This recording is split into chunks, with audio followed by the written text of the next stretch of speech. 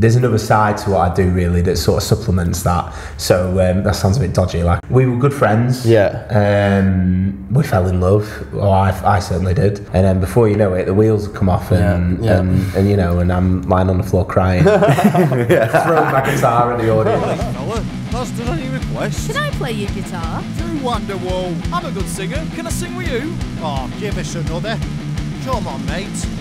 One more song. One more song. One more song. One more song. One more song. One more song. One more song. One more song. One more song. One more song. One more song. One more song. One more song. One more song.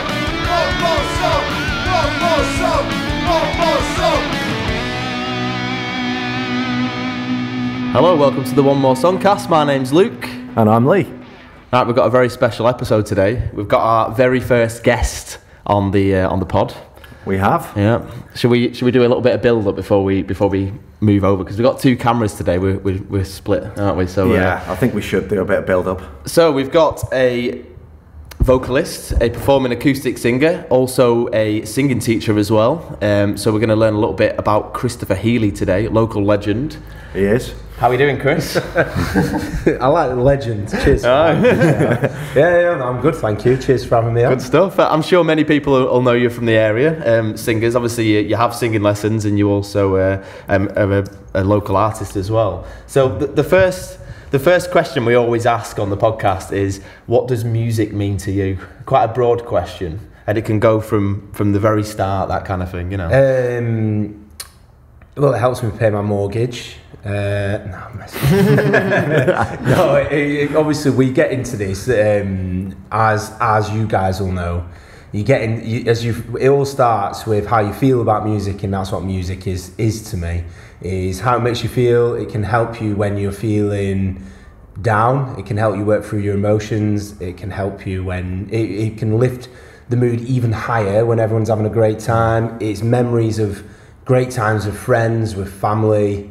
It can be an amazing night out. Like, a lot of music is that I will listen to. It just reminds me of all my drunken, my younger days. I'm getting on a bit now, but my younger days. So even though I still go out quite a bit, and I think that's what music is really. It connects us all. As cheesy as that is. No, it's true. It's similar to what I said, isn't it? Yeah, very much. So, so where did you think that started to hit you?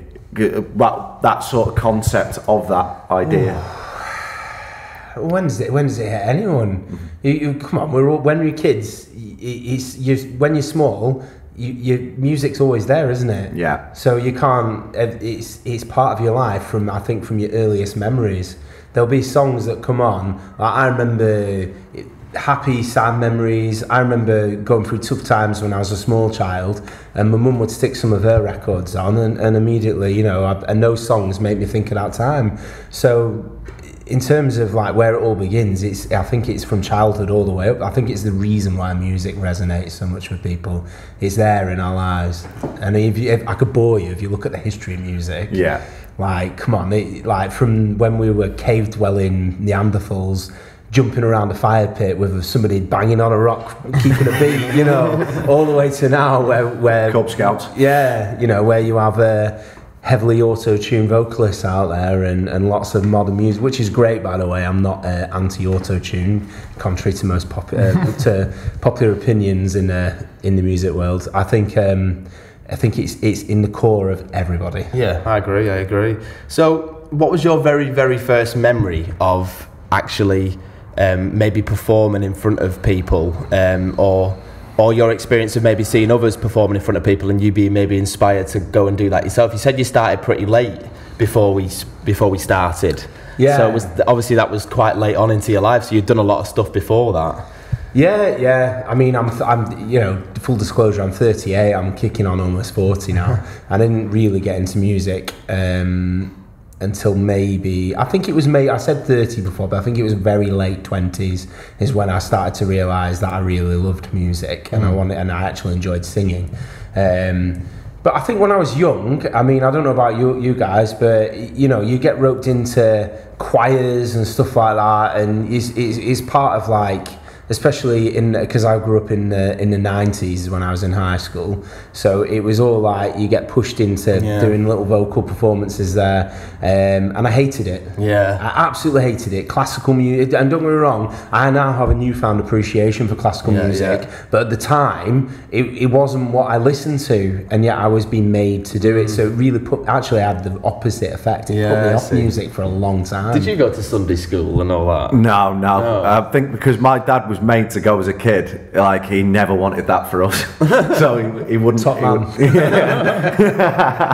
No, he wouldn't put us through that. Did you go? Yeah, I remember. You've just brought me back to that, 'cause I sort of forgot about all that. But yeah, I remember getting dragged to Sunday school and that, and singing all these hymns. And like you say, I mean, I've spoke about like being at school and stuff and not really enjoying the music curriculum. That never particularly inspired me, but yeah, Sunday schools as well, massive. Well, yeah, talking music curriculum, the thing is with that, it is starting to change now and shift, but it's like I really feel like in the national curriculum especially, they miss a trick. And the reason that engagement in music drops so heavily in high school is because when you're a teenager, there's a million other distractions. I mean, your hormones are running wild. You're chasing, well, unsuccessfully in my case, chasing. And, we've all been there, Chris.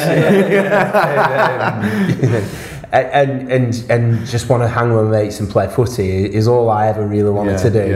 And it wasn't seen as something. It was very much a certain crowd of people that would do music. And as you get older, I realised that you missed out. I missed out. But then they've just got it wrong. But I must admit, like church choirs. I mean, I was in a cathedral choir.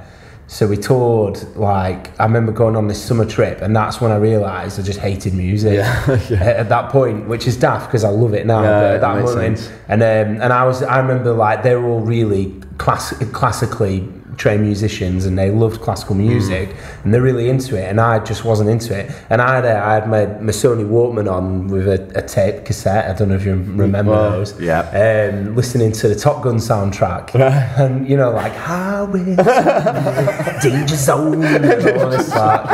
And I just remember thinking, why am I here? Even as a kid, why am I here? And I think my mum wanted me to do it because I'm from Wales, and you have to be able to sing if you're from Wales. That stereotype and all that. See, we've learnt one fun fact there. We didn't know that. So it's I think music is in early life. Your early experiences can really make or break your approach to music and the journey. But it is a journey, as cliche as that is. And as you can see, I've come into music late in life, but I don't regret it. It's brilliant. It's everything to me now. No, that makes sense. So I was similar, and obviously check out the last episode. I started off in sports, and you'll be the same. So talk us through like some of so in your teenage years when you weren't doing music, what were you doing? Oh, getting up to no good usually, but football was my life then. I was really into it, and I got pretty good. I enjoyed playing. I'm not going to toot my own, but any of the lads out there who might listen to this that play football will know that I'm very average. But for a little period, I was pretty good, and that was my life. I lived and breathed football because I got that buzz, that high. But now, as I've got older and my body's starting to slow down a little bit, now my life, I get that same high from performing in music. It's like a drug, really. The endorphin rush that I get, the anxiety, like I get that same feeling in my body, the same butterflies in my stomach, or that same quick toilet break that I need, but as I used to get before a big cup game, or I know exactly what you mean. It's just that adrenaline carrying over, isn't it, into a different aspect of your life. So. I can relate to that, certainly. It's one of those. I used to play football, and when I used to get up for a game, if it was something really important, I used to psych myself up so much that I used to play rubbish. But luckily, I haven't experienced the same in music to myself. Do you ever find that you maybe ever, when you started particularly, did you ever have challenges like that where you'd psych yourself up too much for a gig and you get tense? Or absolutely. I think it's normal. It's human nature. If you think about what performing is, you are putting yourself out there to an audience to be judged. Yeah. Okay, and there's no shying away from that. And I'm actually, you know, I don't want to cross over too much, but in my work, in my teaching side of things, I'm currently doing some research and because I'm doing I don't want to toot my own horn, but I'm doing a master's in vocal pedagogy. So it's just mastering voice really and understanding how it all works. And one of the modules I'm doing at the moment, I'm focusing on music performance anxiety, and it's really interesting in terms of that fear that you get. And I have absolutely had the moments where I've gone up, I've forgotten words, forgotten chords. I'll be like, and when in the practice room, you know, I think, oh yeah, I've nailed that. That's as good as I can get it right now with the skills that I have. So I should be able to go out there and do the stuff. But you know, it can get you, and it can get you in the most peculiar circumstances.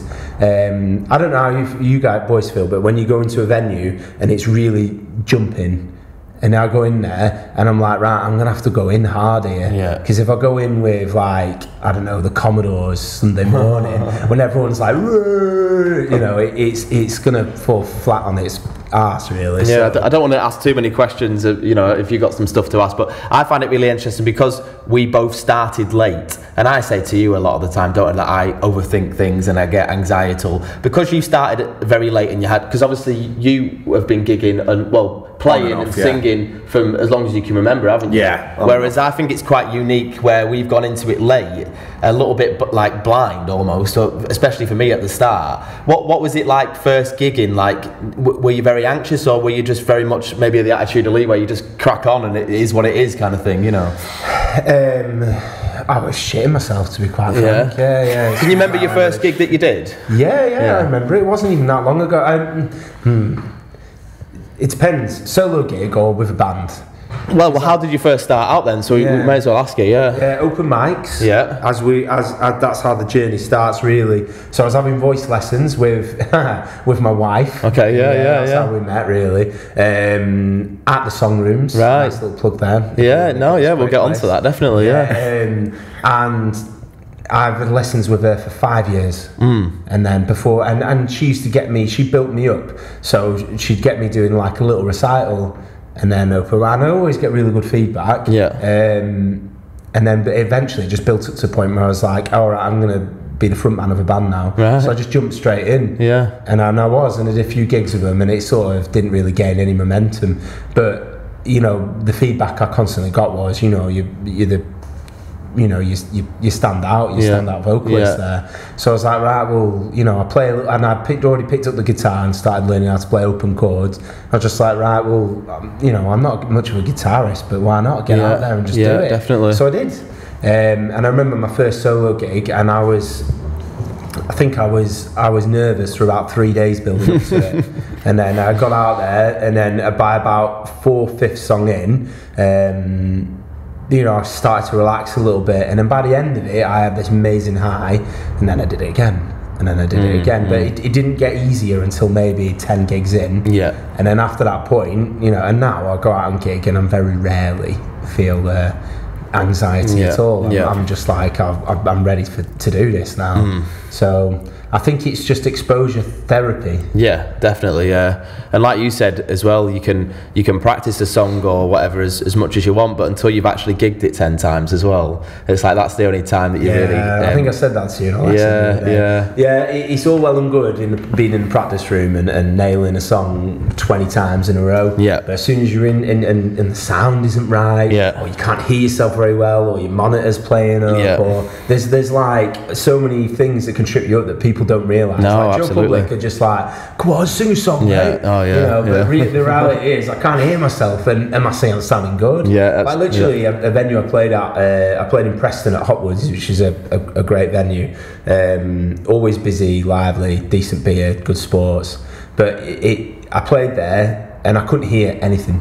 So I just had to trust that I was in tune. I even dropped a song recently because I played it without being able to hear it so long that somebody my wife pointed out to me that I was like a demitone below what the song should be. I think you told me that. So I was out of tune, so I've just dropped it because I can't sing it now without it being out of tune. And it's daft that. So, You do, you get into these little habits, don't you? Yeah, even definitely. during gigs, and it's very hard to undo it, like you say. Did you ever, when you were starting out, it was one thing that I probably would have brought up on my episode, but did you ever get post-gig blues, like if you were going into a 9-to-5 job that you were hated afterwards and you'd had a really good gig at the weekend and you're like, oh, I've just now got work on Monday. It just felt like you'd gone from this real high to through the floor. Not really, because I got made redundant from my 9-to-5 job, and it was that kicked me on to get into music. So I didn't really need to. I'd just go home. And Nice. Yeah, I didn't, you know. And then You're lucky, I can tell you that. Yeah, I know. I am very fortunate. Well, I do another. There's another side to what I do really that sort of supplements that. So that sounds a bit dodgy, like I do drugs. Yeah. Hey, if you need I'm your man then. No. Get these vocal zones. No. Basically, I'm a foster carer of my wife. Yeah. So we look after some children. So I have to give my 9-to-5. It sounds bad because it's not a job. It's a lifestyle choice, but I've never had that because my other part of my life is putting everything into these children that I bring up. So it's I've not really found that. I must admit though that I do get the blues. My blues is if I do a gig and I made a few mistakes, or if I do a gig and it was just flat and I wasn't well received, or it's dead, or I'm singing my heart out and everybody's like just I might as well not be there. And that's not because I have an expectation. I want everyone to be like, wow, look at me. It's more of a just. I think because you put yourself out there, like I said before, as a musician, you want something back. But people are there having a good time. When you get booked to these places, sometimes you have to accept you're just background music. Yeah, definitely. Yeah. And you could as well just be the jukebox. But when I do that, I do question why then you book musicians like. Don't say that though. Don't put jukebox in. I do also find that some venues, like, the people are watching you, but they're not interacting. So it's not like it's not been well received. They're sat there listening to you, and then 3 people have come up to you. That was absolutely brilliant. Yeah. But you didn't get one clap all night. Yeah. So hang on a minute, like, that was really good, but you didn't seem that impressed. Like, what? It's weird, isn't it? It is a bit like that, yeah. But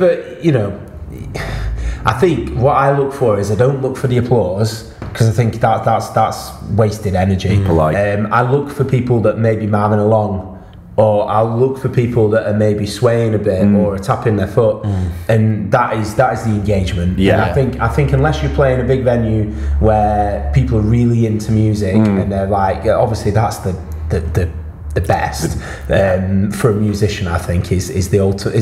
That's where we get our big high, but it's still nice. I think for people when you can see people are just into it, and then obviously the comments you get at the end. I always want to be told I'm amazing. So, Yeah, of course you would. Yeah. Absolutely. It's funny though, isn't it? Sometimes you come off and you think, no one really responded, I didn't really do that well, and then they're out there with a diary out there like, oh, we'll get you booked in for another fight, and you're like, what? Oh, fair enough, yeah. Cool. It's weird how it works, isn't it? Yeah, sometimes. it's very strange.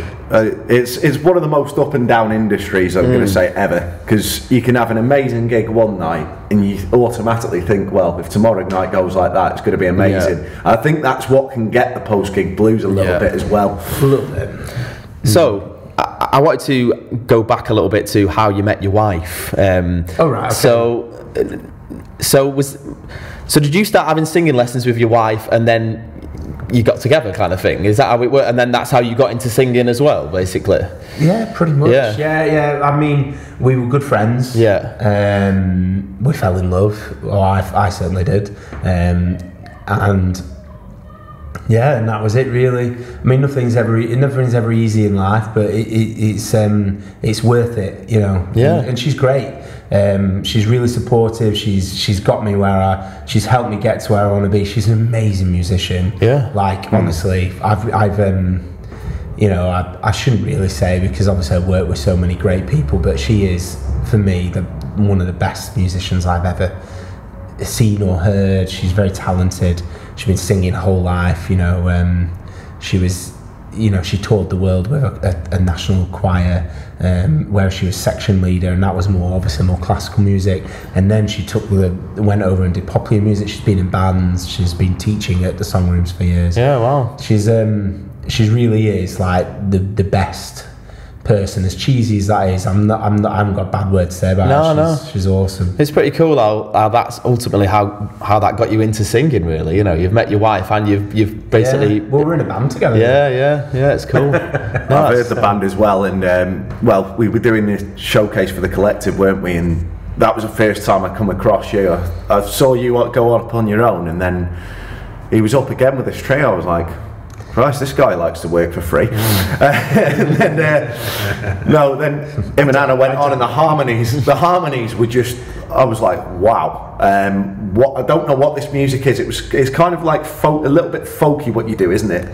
We do a mixture, but we really focus on our harmonies. But yeah, we've got a gent called Rob who's in the band as well, who's an incredible guitarist, and he's a great singer as well, and he can, again, he's talented. He plays everything, so he's a really talented guy, and we do 3-part harmony. That is our main. That's our selling point, if you get what I mean. Yeah. So it's the harmony, but they're tight. Yeah, we work really hard on them, and as you guys know, it's practice, man. The hours in. Yeah, definitely. Yeah. So, keeping this section mainly to like your singing side of things, then we'll move on to like the actual vocal coaching side of things next set. So when did you sort of realise, so you said you were going to your open mics and you were starting out in the bands, but that's very different to then making that a career, isn't it? So was there a turning point then to which point you thought, actually I can maybe make this my career, whether it is actually singing and putting that alongside your vocal coaching as well? Was there a point where you thought, or you maybe started to believe in yourself a little bit as well, and think, well, there is a career in this for me? Well, Anna believed in me first, and that always helps, and that and having somebody who supports what you're doing, it makes a huge difference. And I think it's going to sound a little bit like arrogant. Not at all. But I don't know what you're going to say yet. But when I first started singing for fun, before I had lessons, before any of it, you know, people always used to say, "Oh, you're quite good," you know, and then I had lessons, and I got to a point where a lot of people that knew me, like, really I felt them sort of like, if I ever got up, I always felt like there was a bit of an atmosphere. So it gave me quite a lot of self-belief.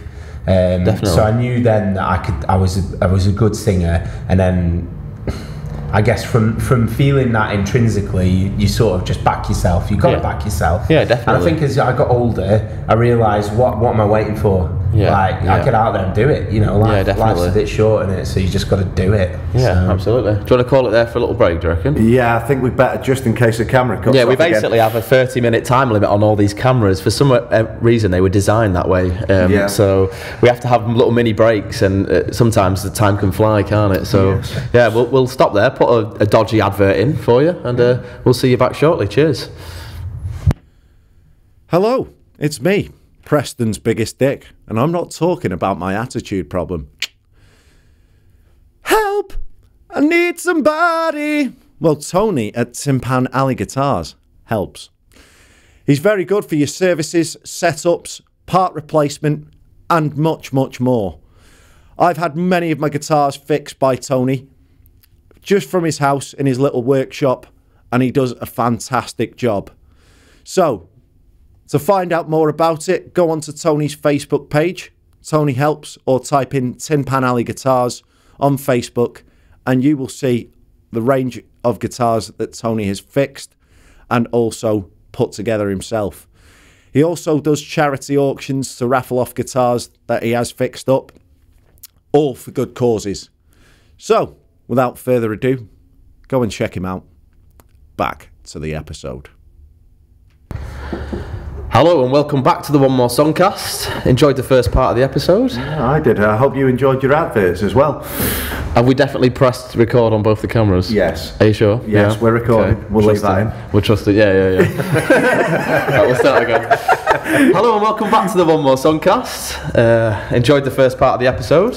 And we're now up to the point where we're going to talk about maybe what some of your, well, we talked about what your challenges were at the start, but maybe how they've changed as you've progressed more as a musician. There's obviously always challenges, so I think most of the challenges now are intrinsic in terms of it's about keeping it interesting for yourself. I mean, I'm sure you guys are the same. You've got to, because we do this, it's not just a job, it's a passion, it's enjoyment, it's hobby. You've got to, and obviously it's hours in the practice room. So whenever you want to add a new song in, you know, you have to practice a lot, and you have to keep on top of your existing tunes. So, but it's the new songs that keep it alive for me, really. Yeah. Trying to add new things, trying to strive for perfection. Never achieve it, but definitely strive for it. Yeah, just adding new little things into your set, your performance, your act. I think that's the challenge really for me. I wanted to ask you about that. So, me personally, I've got a lot of stuff going on, and obviously you'll have loads of stuff going on as well, probably more than us. How do you find that challenge? Because I always find between, say, if you gig Sunday and then back on the Friday, that time just goes like that, doesn't it? Well, especially with me, because I teach Monday to Wednesday. Yeah. I run an open mic occasionally on a Thursday. And if not, I'm practicing with my band. Yeah. So in terms of finding time to actually rehearse and work on my act, it is a challenge. Yeah, and obviously I've got 5 kids. Yeah, exactly. Yeah, that's what I meant. Yeah. Busy boy. It is a more than full-time job. So, but it's so good. sometimes if you've not managed to, say, achieve working on this part of a song or getting a new song, and then you get to Friday and you're not in a better position than last week, do you take that personally? Because I always I'm always annoyed at myself that I've not tweaked something or done something slightly different for the next gig. Yeah, I think it comes from you set your own personal goals that you want to achieve that week, and then it doesn't happen. And I think when you don't achieve those little mini goals, I think you can. I get really frustrated. Yeah. I do, and I get upset with myself because you can always find time in a day. I know it's a classic, but you can always find an hour to practice if you really want to. It might mean sacrificing something, but you can always find an hour. And then inevitably, I don't. But I try to. Mainly it's if I have the odd slot that maybe doesn't come to a lesson for whatever reason. Yeah. I tend to use that time in the studio then where I don't need to worry about how loud I am to practice, you know. Yeah, I suppose you're in the perfect place for that most of the time, aren't you? So that's decent. How do you find that as well? Yeah, during the week. Again, I'd probably use that time as well because, you know, you're teaching through the week, you're working on songs that everyone else is doing. And then you get home and you just think, oh, I've just worked all day. I want to just chill now. Whereas I've got this gig coming up. I really want to add this new song in. To be fair, Chris, that's a really good point because it's one that I never really thought about with the challenges changing. It was more, to be honest, for me, it's been more the business side. But you do tend to slip up more because you think, oh yeah, well, we've been doing those songs for ages. We know them like the back of our hand, and it's just that comfortable feeling that comes with it. Oh well, I know that one, and you still miss lyrics even though you've been doing the song 10 years. And I find that the only way I can overcome that is if I get a song that I do really well, I've done a million times, or it feels that way anyway, is when I make a mistake is to just, I have to practice that song that week and make it one of my priorities. But if I don't, and I miss it, like Luke said there, and it does happen because life is like that sometimes, and then I'll get to the next gig and then I have anxiety about that particular song, and I'm thinking when I come, this is the bit I messed up last time, and then before you know it, the wheels come off and you know, and I'm lying on the floor crying, throwing my guitar at the audience. I think that's very relatable, that, to be fair. Right, last question before we move on. I wanted to ask you about so I thought that you'd been gigging longer than you had, which is interesting to know. But how maybe the pub scene, or you know, just the music scene, local music scene in general, how you think it's maybe changed in the time that you started to maybe now? What do you think? It could be anything, to be fair. It depends where you are. Yeah. I think if you're in a city, then I don't think as a musician, as long as you've got the skill and the talent, and you've got and you're visible and you can be seen, I think that's the key really for us. Then I think the music scene hasn't changed that much. It's a bit hit and miss. I think people's attitudes towards going out and drinking has changed, right? Yeah. Which impacts us, like this whole pre-drink scene and all the rest of it, whereas usually people will be in the pub straight from work and then that's the whole night, and there are still areas that are like that, but it's not as commonplace. There's a lot of big pubs that are just shut down now. There's one actually that is quite dear to my friends, especially their heart, because they used to go there a lot when they were young and do open mics there. It's sadly, unless somebody comes in and buys it, which I don't think they will, is going to be shutting down. And I think that's and that is pretty common now. I think, but microbreweries and the rest of it are really good for us. Like anybody who's a solo artist, I think if you're a band, that's the challenge now. I think if you're in a band, it's. I have noticed that luckily my band, because everyone else is full time working 9 to 5. This is kind of like the hobby, so we only do 1 or 2 a month anyway. So it's not the worst thing in that sense that loads of pubs are shutting, because we get approached by the pubs that are doing it. When you're trying to gig 3 times a week as a band, unless you're a tribute act that's playing in music venues and specifically and selling tickets, it must be really, really difficult at the moment to be in a full-time band. Yeah, I think so. And you've got to think as well, let's go away from being a covers band for a minute and look at original music. Like the music industry as a whole, like I went to the Ferret in Preston, if you know it. Yeah. I went to their charity event a couple of weeks ago on a Friday, and luckily they've managed to raise the money to stay open. It's a great venue, great local music. You know, they've had some really fantastic musicians on there over the years. When did they hit that then? When did they hit the? Well, the Music Venues Trust got involved. It was set up during lockdown. There was about 6 venues across the UK, I think, that were due to shut. And I think one day they posted they were £43,000 off, and the next day they raised the money. Right. Okay. Yeah. So the Music Venues Trust have effectively raised £2.5 million and bought all 6 of these music venues. So I think it was only Sunday they actually got officially announced it. Yeah. But it's fantastic. I went there the other week, saw our friend band, the Forensics.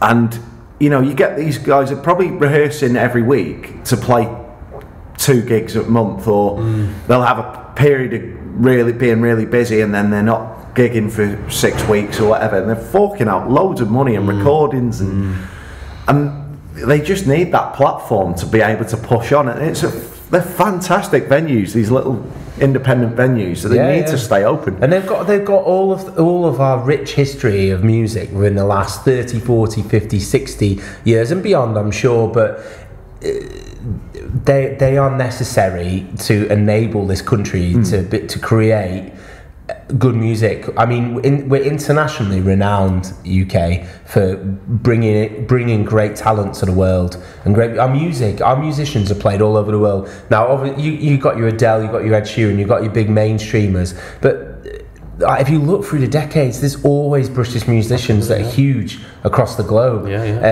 But they won't, without those smaller venues. Ed Sheeran played at Ferret, you know, on his way up. I mean, without those small venues to support these people and give them money that they need to record them, as you know, if you want to, especially when you're doing original material, I mean, you have to spend a fair bit of money to get your music out there. And without these places supporting those musicians, they're going to shut down. And it's so. Yeah, and pubs and clubs and I think that is the worry for me in the future. But like we said at the very start of the podcast, like music is ingrained in all of us. So I always feel like there'll be a platform for it. Whether it's social media now is the new platform, but it's a shame because live music is so much better, in my opinion. It brings people together that just wouldn't have been in the same room otherwise. I think sometimes I think it just has that ability to just connect everything. Yeah, when you talk about music and that memory of your first ever you know, when you asked me about the first band that you ever saw, or maybe a musician you saw that inspired you, but you need, it's a cycle. You need the bands out there doing the live music, or the musicians, solo artists, whatever. It needs to be out there to inspire the next generation of musicians to keep Certainly music does. going. So yeah. Sticking on that question just very, very quick. I know I said this was the last question. I don't want you to sort of incriminate anyone or whatever, but what is one thing you think you would love to change about like the local music scene now? So it could be like it could be annoying punters, it could be some it could be anything. It could be the spaces that you're given. It could be not in a diva-ish way, but there's some things that spring to mind when I think of this question, and probably you as well, that you just want to tweak because it's an annoyance every week. Can you think of anything that comes up with that? You don't have to answer it, I suppose, but I think it's interesting that. I don't know. I'm so easygoing. Yeah, that's I fair tend enough. not to get so annoyed. I think and punters don't even annoy me. Even the ones who might ask me for Wonderwall. I know you've referenced that, which I don't play, by the way.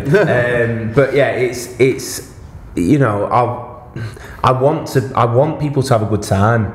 And if it means that there's a drunken idiot that suddenly thinks it's karaoke night, I think that's my only sort of one that I don't like. I think a bit more protection for musicians, if I'm honest. I think that's probably the thing. Like I played at Hotwoods and it's barriered off. And I'm on a slightly raised platform and I'm away. I think venues where they're set up like that, where they've actually considered the musician, is great. But I appreciate it for the venue. That means money. That means investment. That means you have to market yourself as a music pub, whereas you might only want musicians on once a month. So I feel like what we want has to balance with what is going to get us paid. No, I'd agree with that. I think sometimes even just putting out a couple of chairs around you or something, I think that's probably one of my number ones as well, to be fair. Right, I'm going to let you ask some questions now. So we'll move on to the sort of the singing, the coaching, the vocal coaching and singing lesson side of things. So is it sort of the last 5-6 years you've been teaching, first of all? It's not that long. No, not that long. No. I try to keep it ambiguous on my advertisement. I've been having voice lessons, and I went through some training.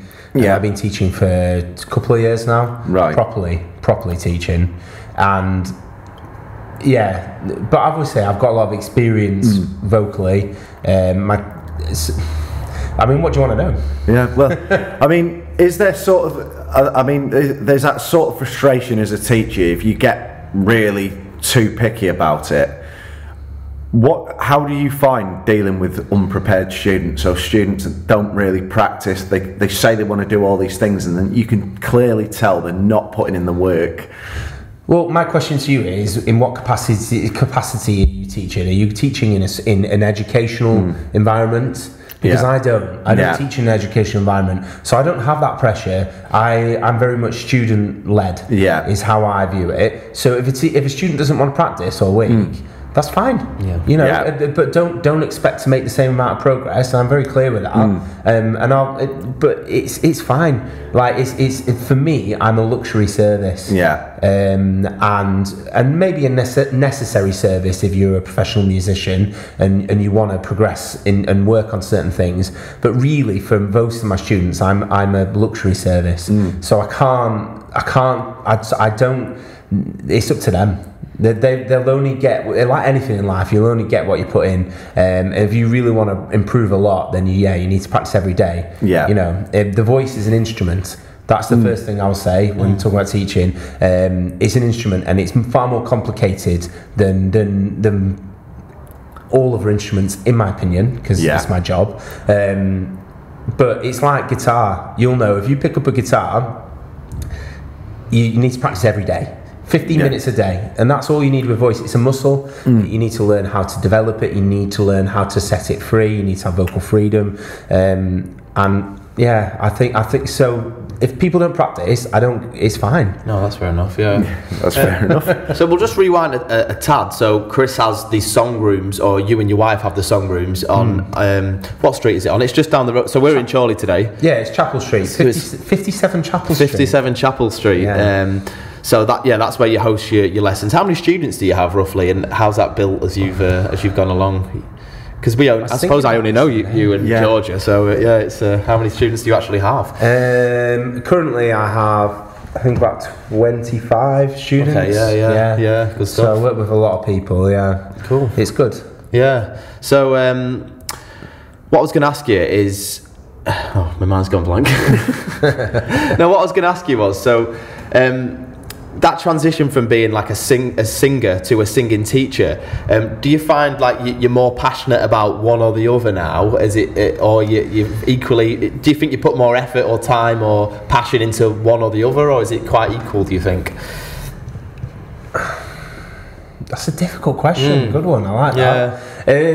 Because I imagine that'll change over time, especially if you've been gigging for a long time and this is fairly newer. You'll probably put more of your energies into. Not really. I loved working with people. Always have. I used to do a lot of sports coaching when I was younger, and I just love it. I love the personal relationships you can build with people. I love seeing people succeed. I want people to do better. There's no secrets. I don't keep secrets. There's no gimmicks. I just want people to be better. And I want them to enjoy what they're doing, and whether that's just for a hobby or whether it's because they want to kick on to the next level and with their voice, that's fine. Versus performing, obviously I want to be better constantly, and I love it, and I love performing, and I enjoy it. It's fun, tiring sometimes, but fun. I don't have a preference one over the other. They're different parts of my brain. Yeah, that makes sense. Different parts of my brain. No, that's good. Go on. Do you find it that you're teaching sort of similar stuff, or you working with musicians that have the same common misconceptions about the voice? So, if you get people coming wanting to do Whitney Houston and all that, and it has this massive sound, because I think you worked with me quite a bit on just relaxing my voice when we had the lessons, because it was all right. Okay, that's a powerful song. I'm going to be going for power here. When actually it's the opposite way around. Do you find that's a common misconception that every singer has, or is that something you've not quite? Yes. In essence, look, the voice is more complicated than people think. A lot of people don't realise that you have different, like, common things like chest voice, head voice, and I'll say that and people look at me like I've got three eyes. What are you talking about? And then you get them to feel it in their body and get them to connect with it physically, and then they're like, oh, of course, that's obvious. And then you have to learn to develop that and mix their voice, get a thicker sound on their higher notes. And then first, like some singers have a really light voice, sing high notes beautifully, but have a really small voice, and that's common. Some singers have a really big voice, big chest voice, and they want to do Adele and all the rest of it. And that's really common, but they need to learn delicacy, and they'll get to a certain point and they're squeezing their voice out, whereas they need to learn to let go, release, use less air. And I mean, you both have heard me say this in the practice room. They're not. All the information that I give people, you can find. I mean, while we're on it, I'll plug somebody I always highly recommend, which is John Healey. He has a free podcast that you can listen to. I shouldn't be plugging other podcasts on yours.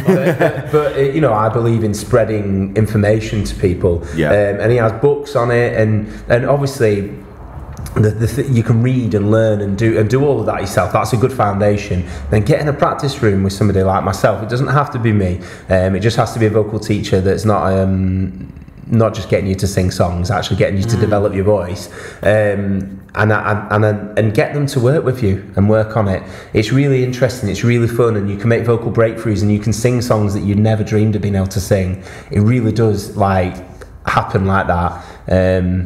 Yeah, I'm going off on a tangent. No, sorry. Not at all. So it's interesting. So I've had a few before I came, because I have lessons with Chris. You've had lessons with Chris, haven't you? Yeah. I'd had a few teachers before I came to you. I'm not just saying this, but like generally, I think it's really important when you're a teacher. I mean, I'm not a teacher. You both are, but you actually feel as the student like they care about what you're doing. Because I've been to a lot of teachers, not even just in music before, in sports, when I've had injuries with physios and stuff like that, and I feel like you can immediately tell when someone's just in it to take your money and when someone actually has an invested interest in helping you develop or get back to where you was or whatever it is. So do you I suppose you realise the importance in that as well, because I feel that from you, that you care, sort of thing, Yeah, well, I had a great teacher. Anna is a fabulous teacher. Her students now out there, working musicians, teaching, from years ago, and she's well known in the local community. She has a community choir.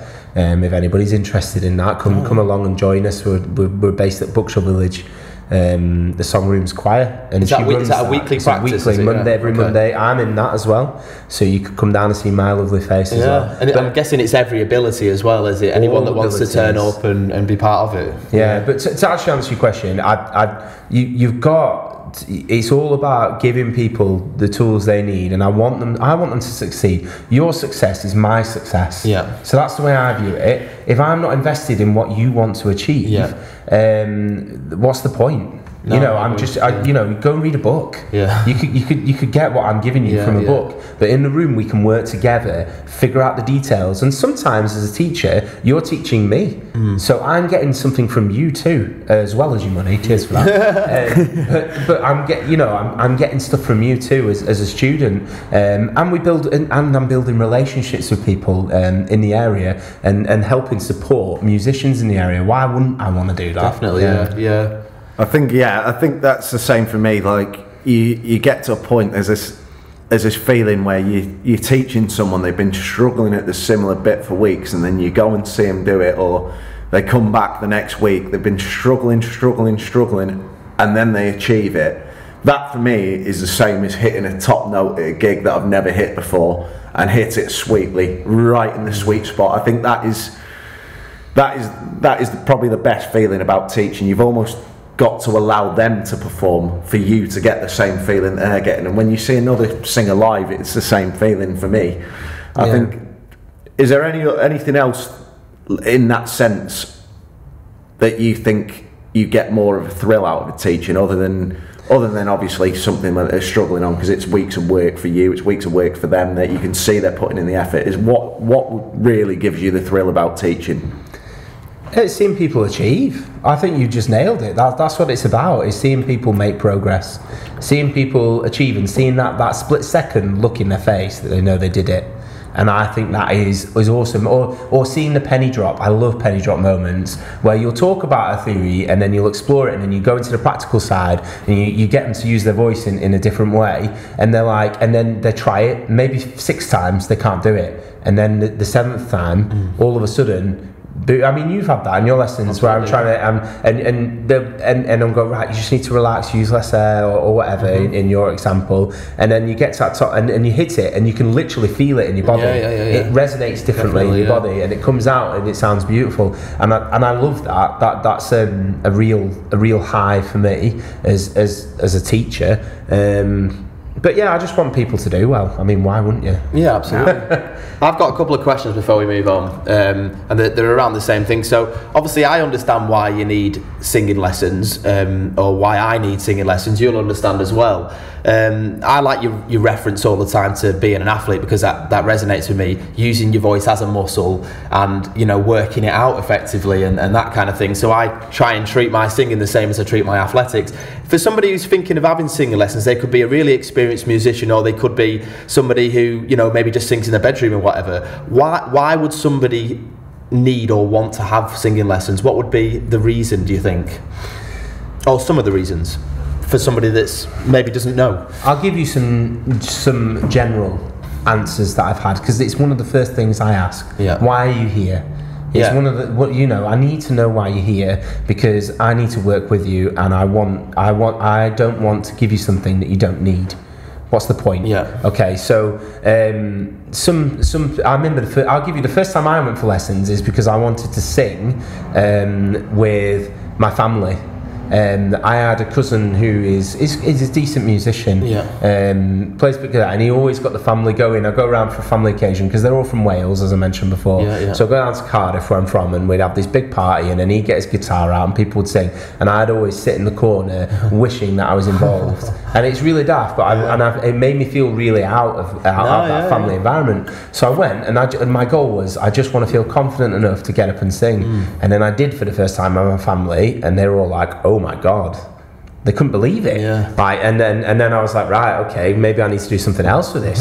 So it snowballed on, and that's sort of how it is with all my students. So some will come with me, I want to be able to sing with my friends. I want to be able to sing with my sister is one recently, or I want to be able to sing with my group, music group that I'm with. Yeah. I always sing really quietly, and I don't sing loudly. I don't project, and then it's building up their confidence through that, and then quite often the momentum builds, and they're like, well, and then I'm like, well, why don't you come to my open mic? Yeah. And they're like, oh, I don't know, that sounds scary. And then they'll come, and then obviously I'm like mollycoddling them, making sure they've got everything they need, and then getting them up there, and then I'm like, come on, you can do this, and then they do it, and then all right, what's next? Yeah. And then they'll come back to me next week. I went to 3 other open mics. I got the bug, and then before you know it, they're like, oh, I'm building up a set, I might be gigging. It kind of. No, I don't think many singing teachers offer that opportunity to come along to the open mic. And I know I've been to one of your events. What do you call it? Like a showcase, weren't it, almost? Summer showcase. Yeah. So you basically get as many of your students as you can to get up and to be honest, like I gig all the time, and I found it really terrifying. Like it was a good experience for me. Like it was a big audience all sat actually watching you, which makes a change from a Friday and Saturday. And you had a full band behind us as well, and it was a really good experience, even for somebody who goes out gigging every week, from somebody who has maybe never sang in front of an audience before. So I found that really good. Like, so how often do you put those events on? Well, there'll be one this summer. I'm looking at doing regular recitals, so it'll have an open mic feel, but I'm going to pick a venue and just get students to come down and do a couple of songs. And it's really good because the music is so diverse in those scenarios. So unlike an open mic, which people find intimidating, you have to go down and you have to, and I have to either sing with backing track or acoustic guitar, and I have to sing pop songs because that's what people want, or folk, or maybe slightly off the wall genres, but they're all popular music genres. Where it's at a summer recital, you can sing musical theatre if you want, you can sing a classical piece of music if you want, though I don't teach classical singing, you can sing whatever you want to work on. It's a really good way to showcase your skill. So absolutely. Any more questions before we have a quick break? I'm conscious that we're going over the time limit. I think we should break just in case, and then we'll come back and ask a couple more. Right, cheers for that, Chris. All right, no worries. Hi, how you doing? It's me, the daddy. Just wanted to take a moment out of the episode to promote a certain somebody today, a certain Stephanie Collette that has been helping us out, getting us started with filming, with lighting, with a little bit of photography as well. So big shout out to Stephanie. You can find her in Chorley at her studio. It's above the Blue Light Cafe, I believe it is. She does web design, photography, she does filming as well. She does all sorts of things in that sector. And we'd really like to promote her. So her details are going to be in the link in the description below. So you can check her out if you want anything that's music related, or even just family shoots she can do as well for you. So a whole range of things, and she's really good. We can vouch for that as well. So go check her out. Back to the episode. I'll see you later. Hello, welcome to the One More Songcast. We're back for part 3, and I want to get a few quickfire questions to you, Chris. So I bet you're wondering where Lee is. All will soon be revealed on that one. I don't even think you know what's going on here, do you? I'm a bit nervous, actually. I don't know what's going on here. I won't give too much away. Right, so you see these YouTube videos a lot, where it's like improve your voice in 5 minutes with these simple tricks, whatever else, and especially my age and younger, we're always on YouTube, we're always trying to find bits and bats. Is that a genuine myth? Is it something, I know it sounds obvious, but is it something you really have to work hard at over a long period of time, which of course it is, but are there any quick fire things that maybe someone in the bedroom singing could just quickly go, well, try this and it might improve your voice, sort of thing? Right, with this, it's a complicated question because there is a lot of people out there that really want you to subscribe to their channels. Yeah, of course. Will often say things that go, oh wow, that's amazing. Now, there are some quick things that you can do, but it is dependent on the singer. It's dependent on the voice. People have come to me with different voice types. If somebody comes in with light chest versus a full chest voice, which are two proper, you can look those up, they're real things, then you'd approach it differently for each person, because a light chest, you want to get them to engage their chest voice more, so you need to yawn into their sound a bit more and really project. I think that's probably the one thing I would say if you really want to if you really want to just have a little go at this, is, you know, if you was to talk a little bit like this and have that sensation, then it really allows you to sort of relax your muscles in your neck, and you won't choke the sound. Okay, and I know I've said this in lessons with you, and really it's about relaxing, release tension, relax, yawn into your sound a little bit, and you'd be surprised you'll be able to hit a few extra notes. So you will get what feels like a vocal breakthrough quickly, and I would say that for most voice lessons. When I have a new student, at the beginning we will have consistent vocal breakthroughs, but then they slow down, and that's when the real work begins. That's it's depending on where you want to take your voice, but over time it takes a long time to get that muscle to develop in the way that it needs to develop. That's what we worked on a lot at the start, wasn't it? Is yawning into stuff, and it really does help relax you, especially when you're trying to sometimes I think what a lot of people struggle with, or what I struggle with sometimes, is hitting that note too hard at the start, but when you yawn into it, it gives you a little bit more. It can. It allows the tension to be released, and it allows the sound to project. I'm not going to go into any more than that, really, in terms of the instrument. And use less air for your top notes. But if you've got a small voice and a light chest voice, and you can hit really nice high notes, but really in a really tiny way, the less air thing isn't what you need. You need more air. You need to be adducting your vocal fold effectively, and you need to have lots of support from the diaphragm and the tummy in order to make big sound. Cool. The $1 million question then. So I mean, hopefully we've got people that are non-musicians as well, have never sang in their life. Can everybody sing? Or can anybody sing, sorry? Everybody can improve. Yeah, cool. And I nicked that from my wife. Yeah. Because it's true. Okay, so she'll watch this back, and I need to give her the credit for that. Otherwise she'll be like, you nicked my line. But it is genuinely true. Everybody can get better. And if you put the time in and the hours in, everybody can get to a level where they can be up there performing to people. Absolutely. I've never come across anybody who's tone deaf. Now I'm sure it's a real thing in the sense that but it's a medical condition. Right, so if somebody goes up to you, oh, you're tone deaf, you're not. You need to train your musical ear, and we need to get you in the practice room. And I've got singers who maybe that's all we do for the first few months is get you used to hitting the note with the piano note, because we do a lot of scales and exercises. It's just building that understanding of musical knowledge, as well as obviously improving your voice, I think is a big one, isn't it? So like you say, many people can't be particularly tone deaf. They've just got to understand music a little bit more, haven't they? Or hearing things differently, you know. Getting the ear for music is a big deal. Some people naturally have it. Don't get me wrong, there are people out there who have more natural ability than others, and that is a real thing. Okay, but don't be fooled. Your top musicians, your pop stars, they all had voice lessons. They did. And you can tell the ones that don't, because I've been to see Imagine Dragons a few times, and their lead singer he got vocal polyps on his throat recently because of the way he was singing in a new style, and then once they healed, he went to voice lessons. He got better, and now he can do the technique. They all do it. They do. I think especially if you're a touring musician as well, you're going to get exposed if you haven't had some level of training when you may be singing for 2 weeks straight or whatever it is, you know. So, right. So, cheers for that. I've learned a little bit about you. Right, Lee, he's changed his name for the purpose of this segment. We're going to introduce AIMEE Shithouse for you. Oh no. Are you, babe? You alright? Oh my god.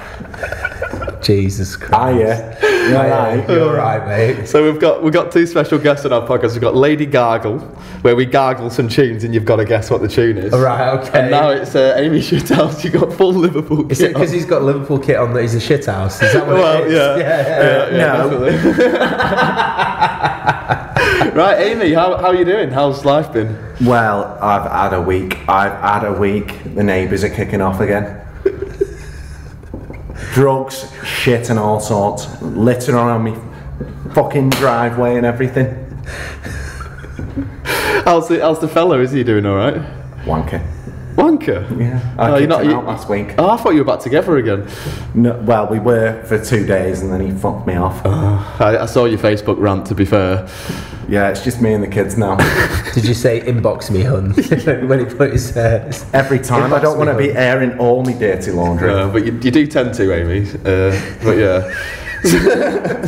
So, AIMEE, what have you brought us today then? Right, well, we're going to do a little game. So I'm going to be describing a song and you've just got to guess it. Right, okay. So basically, AIMEE's you're a bit of a bitcher, aren't you? To be fair, you bitch about everything, Facebook, all the rest. So you're going to try and bitch out a song, and you've got to guess what the song is, basically. What's the prize? That'll be revealed at the end. To be fair, you have got some pretty fancy shin pads on there, so I need to buy in. You see? Yeah. Right, so I've been in my head a little bit recently, and I was doing okay, and then I just started to get this feeling. So it was only a little bit of smoochy, and then he gets in a taxi with her. Yeah. And then I already know what this is, but yeah. It's Mr. Brightside. It is Mr. Brightside. Yes. What's my prize? No, is there a few rounds to this? Sure. There's a few. I've got more. So hang on, so he gets it. Oh, I'm calling a cab and all. Right, okay, yeah. I've got more. How did it end, that story then? Well, I just opened up my eager eyes. Right, fair enough. Yeah. There you go. Your eager eye. Don't you talk about my eager eye on camera. Embarrassing. Right, 1-0 then. 1-0 to Chris. Should we do a best of 3? Is that when you get to 2 and you've won, basically? Do we have buzzers? Do you want me to like? Well, we're not that advanced yet. We could just do like, huh? Yeah. Okay. Yeah. So, I'm not blaming you. I'm just saying you maybe could have tried a bit harder. Oh my God, I've forgotten this one. Oh my God, I'm gonna have to think about it. I'm not blaming you. I just maybe think you could have tried a bit harder because you're a little bit silly, really, aren't you? So anyway, I know that this person knows that I'm not really wanting to invade in the personal space. I'm not sure if I'm right on this or not, but oh my God, you surely got to get this one. This is so obvious. Any ideas? I think It's not Elton John, is it? It's not Elton John, no. So go back to the start then. So I'm not blaming you. Right. I'm blaming you right now. Yeah, go on. Stop judging me. I'm not blaming you. Yeah. You're putting me off. So I'm not blaming you. I just maybe think you could have tried a bit harder. Right. But you're a little bit silly. I just don't understand how she could do this. Well, I'm not supposed to be guessing it. It's you, isn't it? Is it? Well, am I allowed to guess as well? A minute ago. Now look at me. Oh no, it's not me. I know she knows that I don't like to invade in the personal business. Like, it's not for Telly's Whistle for the Choir, is it? It's not. No. You stupid girl, or whatever they say. No. It's not that one. But it's. I'll give you a little clue. It's around the same time. Right. Okay. So I don't really like going and invading personal space. I might be wrong on this one, but I think she's after me. I know she definitely knows that I don't like asking questions, but I think she's still after me. Right. Any guesses? I haven't got a clue. Go on, you have to put me Naive, out the kooks. It's Fucking hell. Well I'm not done, fond of asking. Yeah. There we go. I wasn't going to say that as well. There we go. Is that 1-1 then? Am I part of this game? Yeah. It's Right, so alright fun then. this game, isn't it? So is this this is the final round then, this is isn't the it? final Yeah. Unless none of us can guess it then. Wonderwall. No, we don't do that song. It's just been a bit overplayed, hasn't it? Right, AIMEE. Last one then. last one. Oh. Well, I've got a real treat for you here. So, You've not got your hair up today, Amy. No, I thought I'd have it down today. Yeah. I just, Let it your hair gets down. a bit hard work. Yeah. You know. Bit of a shit result at the weekend as well. I don't want to talk about that. So did you bastard. Yeah, true. So, anyway.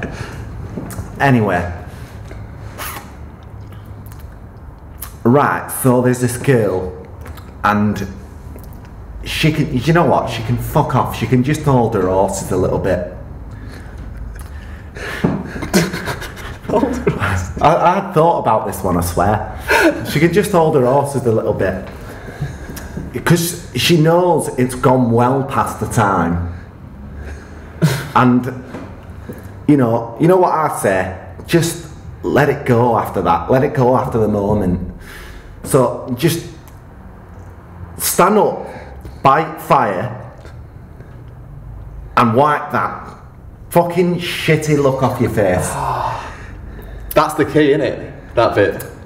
It might be. That look. Might be, I'm not saying anything. It's not a fair place to. Yeah, I feel like it's almost there. Don't look back in anger. Correct. Yes! See, Oasis, you should be banned from doing Oasis. I said maybe. There you go, I'm the winner. What do I win? Can I have some signed shin pads from you? You've got your shin pads on today, haven't they're you? the only pair. Stay protected at all times. Yeah, you got to have protection. Yeah. I didn't bring me undershorts. Well, it's been lovely seeing you. Yeah, cheers, anyway. Amy. I hope things improve for you. And, you know, I reckon you should take a little bit of break off social media as well. I think sometimes you get a little bit too personal on there, and it always comes to bite you in the arse. So. Well, it's my social media page. I'll post whatever I fucking want. Yeah, Thank you very much. Right, see you next week, Amy. Right. So, are you coming to the gig on Friday? Your gig? Yeah. Oh, yeah, you're a tribute act, aren't you? Yeah. Can I hazard a guess as to what tribute act you are? I think you know by now. I go out with Valerie, you know. Yeah. You and Valerie. Yeah, I'll be there, mate. I'll be there. Where is it? At the Working Men's Club? Yeah. Working Men's Club in Huddersfield. Right, okay. Alright, I'll see you later. Bye, Christopher. Yeah, see you later. What do you make out of that, Chris? Yeah, that's an experience. yeah, cheers for that. When Lee comes back for his lessons, you'll never be able to look at it in the same way.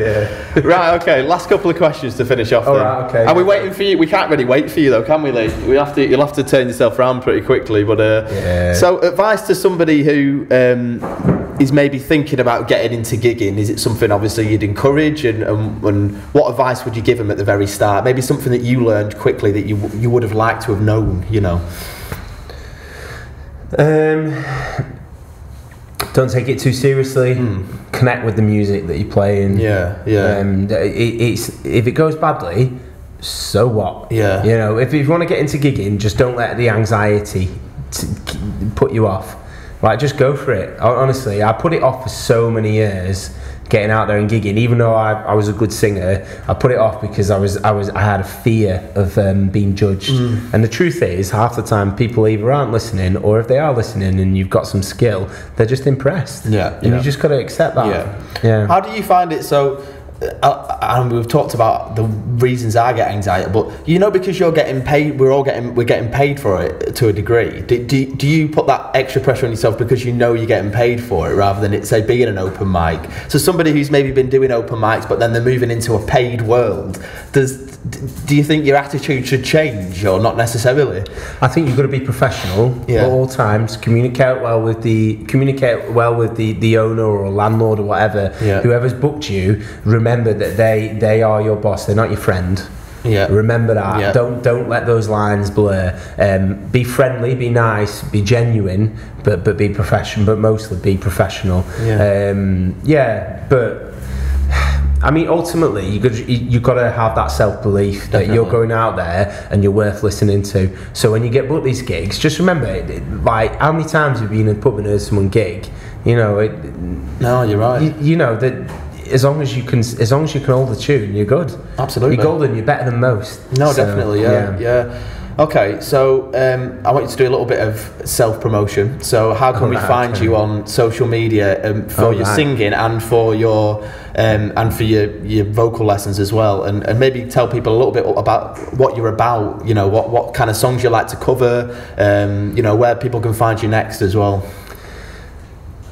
Yeah, you were relying Start on off with your my singing. diary. Yeah. Where are you this weekend? Then let's go with that. Where am I playing this weekend? Where am I playing this week? I'm at the DeLacy Arms in Whalley. Okay, yeah. Don't think I've ever been there before, to be fair. It's a good venue. Yeah. Yeah, really nice people there. Yeah. I mean, Chris Healey Acoustic. Yeah. My social media page. I'm on Facebook. I'm on Instagram. I'm not the best on social media, but I am on there if you want to check me out. Yeah, it's hard work to keep up with, isn't it? To be fair. Yeah. And always creating posters and stuff like that. It's a challenge in itself. But yeah, I'm on Facebook, Instagram, on that for booking me. I'm not on TikTok, unlike big lad behind us. Oh, he loves a bit of TikTok. Yeah. And his dances. He does, yeah, and his quarter of the week. Yeah, and his parody characters as well now. Yeah, loves it, doesn't he? And if you want to come for the music lessons, there's a couple of things. I've got a website, Chris Healey, chrishealeysinging.com. So that's how you potentially book some lessons in. Well, all my contact information is there. Yeah. I did have a booking system once, but it doesn't work. I'm busy. I'm busy. Like I told you, I'm a student side before. I'm very busy. Yeah. But yeah, get in touch with me there, or I'm on Facebook as well, and I'm on Instagram for my teaching, and it's Chris Healey Singing Tuition, I think, on Facebook and Instagram. Cool. Right, last question before we get Lee back on. So, who would you recommend? It can be a band, it can be an acoustic solo artist, like what mainly what we do. Who would you recommend out there, fairly locally, sort of keep it northwest, and obviously they're not famous, they're just maybe doing what we do. It can be an original as well. It can be anybody that you think of that springs to mind that you would recommend for somebody to go and watch or have a look at the social media or whatever. Who would you recommend? Seamus. Okay, are they a band? Phil Island. Yeah. Local, you guys, to be fair, but yeah, local people that I respect in the local area. Georgia obviously has a massive following. There's lots of people out there that I've got a lot of time for and respect for. But yeah, check out. There's a lot of talented people out in our area. But yeah, Seamus, I think it's McLaughlin, but I'm not 100%. You might want to double check that. So but is this a solo performer? Yeah, he was in a band called The Capital, who are actually really quite semi-famous in Preston. He's his voice is incredible. I'm always after a good vocalist. Definitely, 100%. His voice is insane. He's got such a lovely warm tone. Cool. Yeah. I've not heard of him, so I'll have to give him a check out. Yeah. Right, I don't know what Lee's doing. I can hear him rustling around at the back. Are you all right there, mate? He's back. What's been we happening? had some woman come around. All right. AIMEE Shithouse or something. No? Never heard of it. Fair enough. Right, do you want to do a few quickfire questions to finish? A few sort of this or that. So we haven't planned any, so we might be thinking. Can you think of any? Off the cuff, yeah. Yeah, we'll go off the cuff. Right. So we don't all do all of these about music. It's so our listeners actually get to know you a little bit. So one simple one that always divides people: Coke or Pepsi? Neither. Yeah, maybe Coke Zero, I guess. Okay. Yeah. There you go. Don't like the sugar too much. Yeah. Yeah, it's a bit too syrupy if it's got full sugar in it. Yeah. All right. So I only really learned that today that you're into football. For some reason, I didn't think you're into football. So international or club football, what's your favourite? We could do another half an hour on what I think about football, but well, I don't know. I'm Welsh, so Wales in recent years, especially in the last European Championships, I really enjoyed that. So that would probably be where it's at. But now Gareth Bale sort of should have retired a while ago, but from international football. But yeah, has gone. I don't know. Yeah. Who do you support? Cardiff City. Oh right, yeah, fair enough. I'm not a big fan of the Premier League anymore. Yeah, I used to be massively so, but they played Swansea, didn't they, at the weekend? Yeah. But there you go. Cool. I'm a family man. I don't have time to watch or play anymore. That's fair enough. But yeah, I used to love it. You got one? Yeah. Batman or Superman? He's hating this. Probably Batman. Yeah. No, it's got a cool car on it, I guess. Yeah. Right, I'm gonna hold you to an answer on this one. All right. Performer or singing teacher? Oh. You have to pick one. If one of them careers had to end today, which would you rather do? If you could go full time, you know, with I'm gonna sit on the fence. I think. Oh. I can't give you an answer. They're both. It's this or that. So much. Oh, go on, singing, teaching. Okay, No. Performing. He's put both of them in there so that he's not committed. Go on. I see how he plays. Right, I'm just going to throw one out there. Two amazing singers, so Prince or Michael Jackson? Michael Jackson. Yeah, the only reason I don't like Michael Jackson is because he fiddled kids. But well, but I'm allegedly. I'm just in case any lawyers. We've been taken off YouTube. Bang. Straight in. But yeah, unfortunately, Michael Jackson for me. Prince was awesome, but insane. But if you really want, go on. That's answer your question. Yeah, okay, yeah. This isn't actually a would you this or that, but we've spoke about musical influences on our episodes, haven't we? I'd be quite interested to know who's your main, probably vocal influence. Not that you copy them, but you would always tune into that vocalist, and maybe you are a little bit inspired to sing a little bit like that as well. I'm not. My favourite vocalist isn't actually technically an amazing singer. Okay, yeah. Sometimes the way, isn't it? Yeah, and they're a bit of a Marmite band, but I adore Coldplay. Okay, yeah. So Chris Martin's voice for me is very raw. He obviously hasn't had a lot of work done on it. But his sound is in the way he writes music is incredible. But maybe Tom Chaplin. Is his Chaplin from lead singer of Key? Yeah. His voice, unbelievable is singer, insane. Sam Ryder at the moment is he's insane. Lewis Capaldi's voice, I've got a lot of respect for that guy. He tends to lose his voice quite a bit, doesn't he? Which I always find interesting because he seems like he's got a lot of power and sort of control over it almost. But it's interesting. Yeah, well, you don't sing like that without it losing voice. He could maybe. He would work on that. He'd be able to carry on singing the way he does if he worked on it a bit. But there's a lot of amazing vocalists out there. But in terms of inspiring me, I think Coldplay were. Oh, that's interesting. I grew up with them when I was like 15, 16, and they were like a massive influence on music. The Verve before that, but then it was. I thought you were quite Coldplay. anti the Verve. You seem in recent I'm a bit times. sick of them now, I'm Urban Hymns when it came out. Great, I listened to that so many times. Yeah, absolutely. Yeah. Bit better than Top Gun anyway. Right, is there anything you want to add, or anything you would like to add that we've maybe not learnt about yourself, or anything we might have missed? It's hard to know sometimes, isn't it? There is one that I think I asked you, and it's going to be pretty similar to yours in a way because you weren't doing music at this age. But what would you say to a 16-year-old self just starting out? I always find it an interesting question. Just get out there. Like look at Connor Banks. He's a local musician with really good reputation and a lovely voice. And he's been singing since he was really young. Like he had his first gig at Molten Hops when he was like 15, 16, which is a really good venue, by the way, for music in Chorley. But just get out there. Maybe start busking, do some open mics, put yourself out there. Don't be scared to come up with something new. Write original songs, put yourself out there.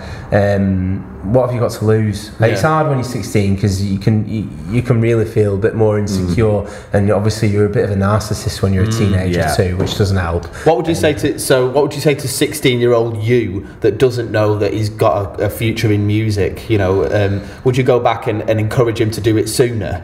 Or, absolutely, yeah. The shoulda, woulda, couldas. Yeah, it's of course true. They exist and they're a real thing, but I'm a firm believer that I'm in the here and now. So no, it's true. I can't. It's a good way to look at it. So I can't dwell on it too much. But yeah, if I could go back and have a word with myself when I was a young lad, then of course I would say pick up a guitar, learn an instrument, do some singing. You've got a good voice, give it a go.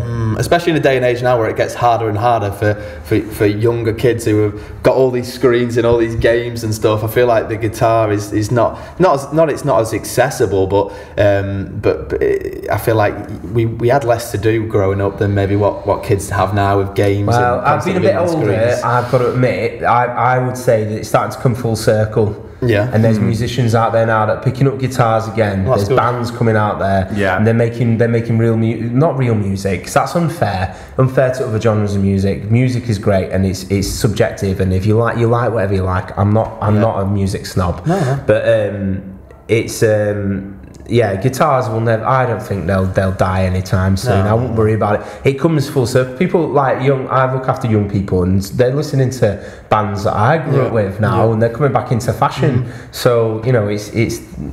That's fair enough. Right, should we wrap it up there? I think maybe we should. Cheers for being our first guest, Chris. It's a milestone moment, and go and check Chris out on all the social medias. And if you are interested in having some singing lessons, it's definitely something we can all account for and you know, advise to do. So cheers for having us. Cheers for coming on. Cheers for having us. Yeah, on our podcast. We'd also like to have a big shout out to Stephanie Collette as well, who's managed to give us the studio today to film in. Our space is a little bit small to do it, isn't it? So she's facilitated us brilliantly, and she has a studio above Blue House in Chorley, and she can take family photos. She can literally take pictures of whatever you want within limits, you know. But within reason. Within reason, yeah. But no, she's fantastic. We can account for that. So go and check her out as well. And we'll see you on the next episode. Thank you very much. Cheers. Thank you.